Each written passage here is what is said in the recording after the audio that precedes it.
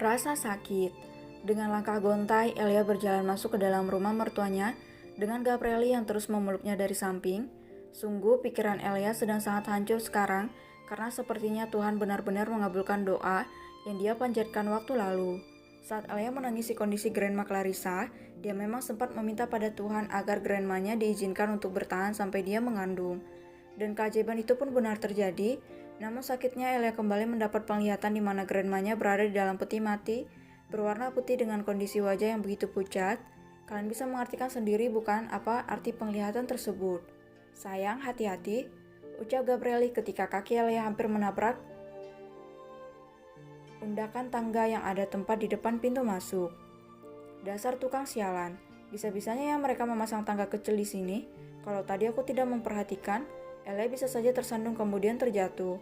Hal ini akan bisa membahayakan keselamatan dia dan si kembar tiga.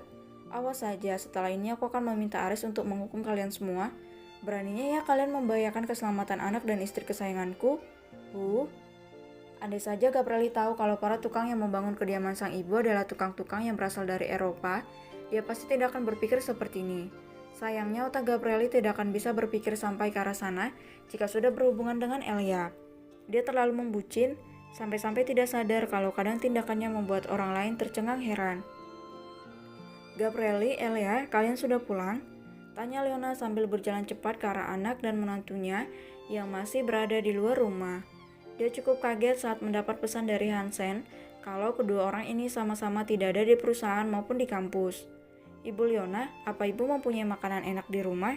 Tanya Elia lirih. Anak-anakku kelaparan, mereka belum makan sejak tadi. Ada sayang, memangnya kau ingin makan apa, Jawab Leona dengan cepat, merebut Elia dari sisi Gabrieli. Dia langsung melayangkan tatapan tajam ketika putranya hendak melakukan protes. Aku ingin makan makanan yang manis-manis, Ibu Leona. Rasanya sangat pahit, bahkan air liur di dalam mulutku terasa seperti racun. Sadar kalau ada yang tidak beres dengan menantunya, tanpa membuang waktu lagi, Leona langsung membawanya masuk ke dalam rumah. Dia lalu mengajak Elia menuju dapur, berusaha sebisa mungkin menghibur hati menantunya yang sedang memendam suatu permasalahan. Kau mual tidak kalau mencium aroma masakan? Tanya Leona setelah membantu Elia untuk duduk. Dia lalu mengibaskan tangan ketika beberapa pelayan datang hendak membantunya. Kalian istirahat saja, Elia ingin aku yang membuatkan makanan untuknya. Baik, Nyonya. Setelah pelayan pergi, Leona kembali bertanya pada Elia, apakah dia keberatan menemaninya memasak atau tidak. Jujur, Leona sangat mengkhawatirkan kandungan Elia sekarang. Rahim menantunya ini tergolong lemah. Dia takut cucunya akan berada dalam masalah jika Elia terlalu merasa tertekan seperti ini. Juga karena Leona yang sangat amat mengkhawatirkan kesehatan menantu kesayangannya ini. Ibu, kalau ingin memasak, ya tinggal memasak saja. Aku akan berusaha menahan napas sampai ibu selesai membuatkan makanan untukku. Ucap Elia seraya tersenyum paksa. Astaga sayang, tidak begitu juga konsepnya. Kau tidak harus menahan napas jika memang tidak tahan mencium aroma makanan yang akan ibu masak. Sahut Leona terkaget-kaget. Seperti biasa, hanya perempuan satu ini yang berani menjungkir balikkan emosinya. Dan sialnya lagi, Leona tak mampu untuk melakukan apa-apa. Lebih baik pasrah demi keselamatan detak jantungnya. Bu, ada apa? Apa ibu percaya dengan perkataan orang yang menyebutkan, jika ada orang baru yang hadir dalam kehidupan kita, maka kita akan kehilangan salah satu orang yang kita sayangi, semacam hilang satu tumbuh seribu. Apa ibu akan percaya? Tanya Elia sambil menahan rasa sesak yang menekan bagian dadanya. Paham kalau menantunya baru saja melihat sesuatu hal yang menyakitkan. Dengan penuh sayang, Leona langsung memberikan pelukan hangat. Dia yang hanya bisa mendengar isi pikiran orang lain saja sudah cukup membuatnya stres. Apalagi Elia yang bisa melihat gambaran dari sebuah kejadian duka yang akan dialaminya sendiri maupun yang akan dialami oleh orang-orang terdekatnya. Sudah bisa dipastikan kalau Elia pasti akan sangat amat tertekan, bahkan bisa membuatnya gila. Sayang, ibu tidak tahu apakah hal semacam itu benar adanya atau tidak. Karena selama ini ibu hanya mempercayai takdir dari Tuhan saja, yang selalu ibu yakini bahwa Tuhan akan memberi kita kebahagiaan setelah badai besar menghantam kehidupan kita, atau bisa saja keyakinan ibu ini kau artikan kalau Tuhan itu selalu adil pada semua ciptaannya. Dia mendatangkan duka tapi dia juga yang menghadirkan tawa, jawab Leona. Elia, ibu tahu kau merasa sangat tersiksa atas kelebihan yang ada pada dirimu. Tapi, di balik itu semua kau harus bisa bersyukur karena setidaknya kau memiliki kesempatan untuk menyiapkan diri. Tidak seperti ibu dan yang lainnya. Ceritakanlah, katakan semua hal yang sedang mengganggu hatimu. Kau tidak sendirian sayang, ada ibu yang akan selalu bersamamu.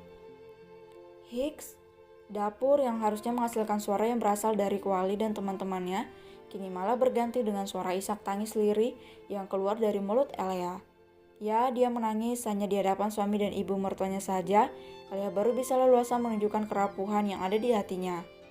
Suara isak tangis yang keluar dari mulut Elia terdengar begitu memilukan, hatinya benar-benar sangat sakit, sangat luar biasa sakit sampai-sampai membuatnya seperti ingin mati. Kendalikan dirimu, Elia. Tidak apa-apa jika masih ingin menangis, tapi kau harus tetap menjaga kesadaranmu. Jangan lemah sayang, ada ibu bersamamu di sini.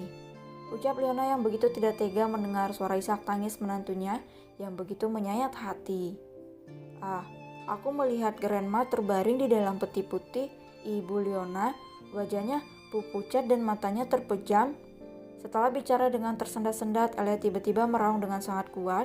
Gabriel yang saat itu menguping dari balik tembok, tampak mengepalkan kedua tangannya dengan erat. Hatinya seperti teriri setiap kali melihat Elia yang tersiksa karena tekanan dari kelebihan yang dia miliki. Ya Tuhan, tolong hentikan siksaan ini.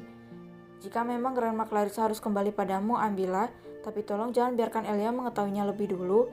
Dia sedang hamil, Tuhan. Keadaan ini membuat dia dan kandungannya berada dalam bahaya. Tolong aku, Tuhan. Aku mohon. Aris yang sebelumnya sudah tahu kalau nyonya kecilnya memiliki kemampuan seperti ini hanya bisa terdiam kaget. Sungguh kejadian ini sangatlah mengerikan.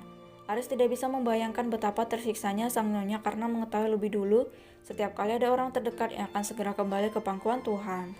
Mungkin jika itu Aris, dia pasti sudah bunuh diri sejak dulu. Aris jamin dirinya tidak akan kuat menahan tekanan seperti itu. Res, coba kau tanyakan pada Paman Hansen, apakah harimau yang waktu itu diminta oleh Elia sudah datang atau belum? Siapa tahu dengan hadiah itu kesedihan Elia bisa sedikit teralihkan. Perintah Gabrieli sembari menyeka cairan bening yang tadi menggenang di pelupuk matanya. Baik Tuan Muda, saut Aris patuh. Dan satu hal lagi, pilih pekerjaan yang penting saja di kantor kemudian kau selesaikan. Sisanya biar sekretaris saja yang mengurus. Cira sedang hamil, kau harus sering-sering menemaninya dulu untuk sekarang ini. Kau dengar sendiri kan apa yang dikatakan Elia tadi? Saya mendengarnya Tuan Muda, kalau begitu saya permisi. Gabrieli mengangguk. Dia menarik napas sebanyak mungkin lalu menghembuskannya perlahan. Setelah itu Gabrieli berjalan menghampiri ibunya yang tengah memeluk Elia.